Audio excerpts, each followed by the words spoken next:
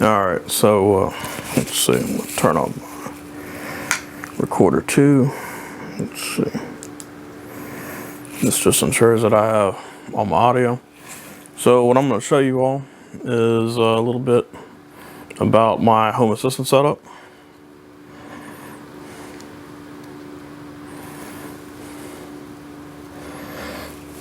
So let's go and take a look at this setup right quick. All right. So right here is my controller, and this is a Tab 4. It is just a Galaxy Tab 4. It's not super powerful, it's not super weak, but what I will say is that it definitely works for what it's supposed to do. It's just a matter of making sure that it all communicates the right way. So the problem is that the real issue that I have is actually inside of here. So this is all unified network equipment here. And then here's my Intel NUC. Now this Intel NUC is what actually controls the Home Assistant. So from here, I actually have it integrated with Zigbee controller. So that Zigbee controller actually plugs in back here. So if you come into here, there is a cable that runs all the way up here, and it goes to this here.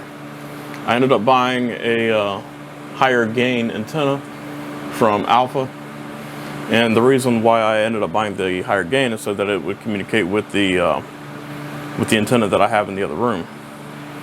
So so that is what we have right now. Let's see.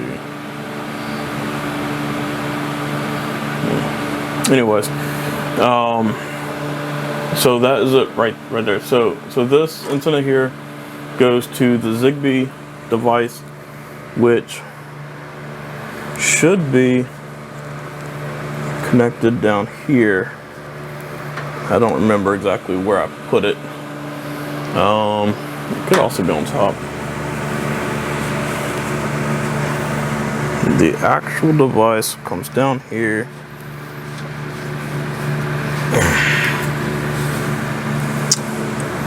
Huh. Man, I can't remember where it goes. So you know what? That's what it is. So what I did with the Zigbee controller is that the Zigbee controller itself is actually plugged into it. It's right here. It is connected here. I don't know if you can see that or not.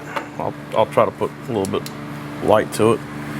But if you go back here, it's the Sonoff device. So that antenna actually plugs into that, and then it gets plugged into a USB connector on my Intel NUC. I'm gonna have to clean this up. It's way too filthy. All right, so from there, I've got this old Galaxy Tab 4 that I use with Fully Kiosk, and then from there it gets connected to this this controller right here. And this is not really a controller. That this is more like a client. So this is also a Sonoff device.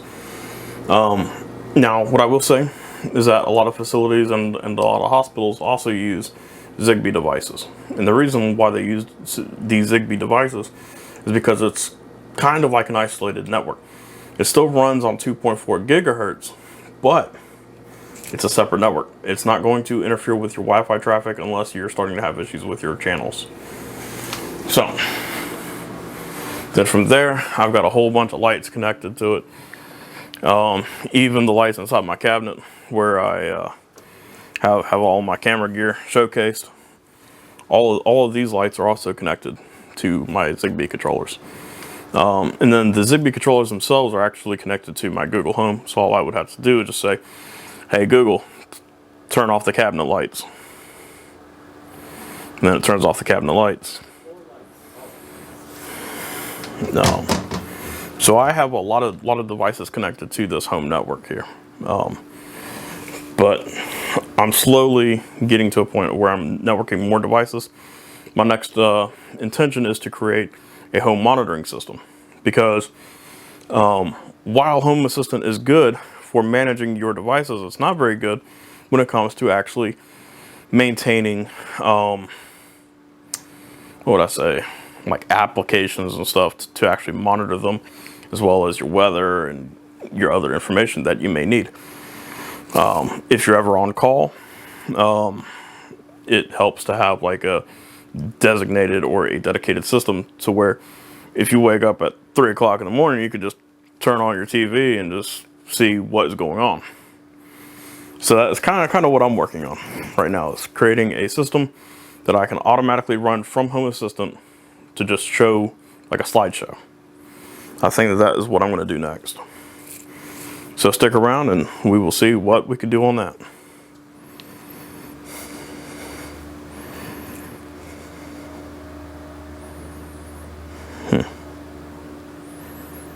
Okay.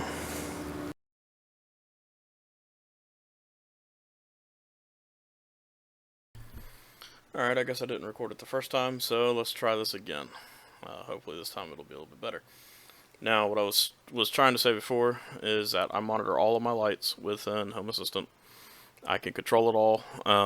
Now, there is a plugin for Google Home, which I also utilize, and that also allows me to use other devices that wouldn't be connected to Google any other way.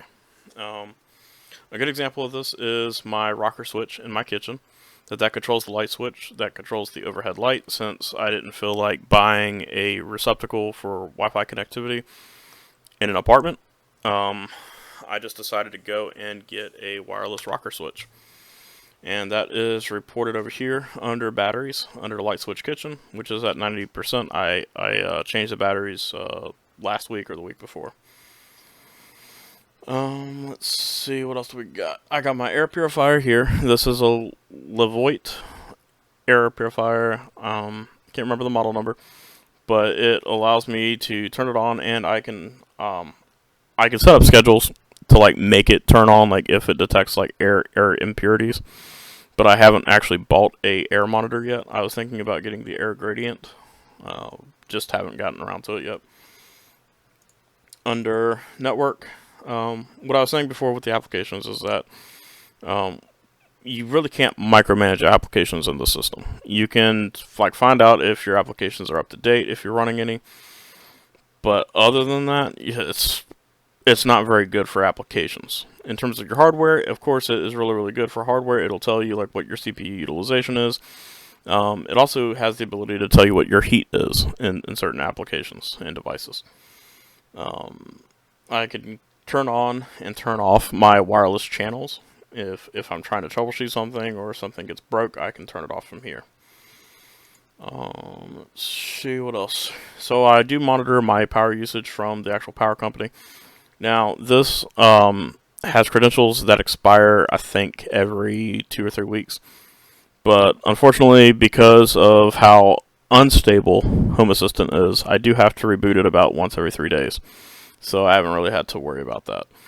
Now, I do monitor every single outlet on my PDU Pro, which is the power distribution unit from UniFi. Now, which is pretty awesome because I can actually see exactly how much power is being pulled from each port. Now, the other thing is that you can actually relabel these ports here. I think I relabeled this one to HA test outlet. Now, that is for my Home Assistant. And the other thing that I have on here is my UPS system. And I monitor every individual aspect that I can in terms of this as well. And this is also using SNMP v1. You can set it up for SNMP v3 and v2. But unfortunately, the way that I have to implement this is that it has to be pulled into the configuration.yaml file. It is not part of the UPS. I can't remember.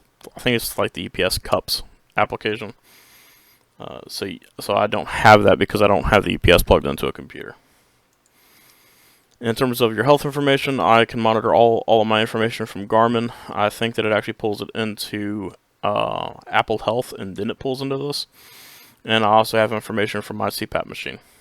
And I also have cameras that I monitor. So for the most part, Home Assistant is good in terms of scheduling and troubleshooting things. And making sure that all of your triggers work. Google doesn't really do well with triggers. I have tried to set them up before, it just doesn't. So I think it's like $60 a year that I have to pay in order to keep the communication between Google Home and my Home Assistant open. And to me, it is worth it. To other people, it may not be.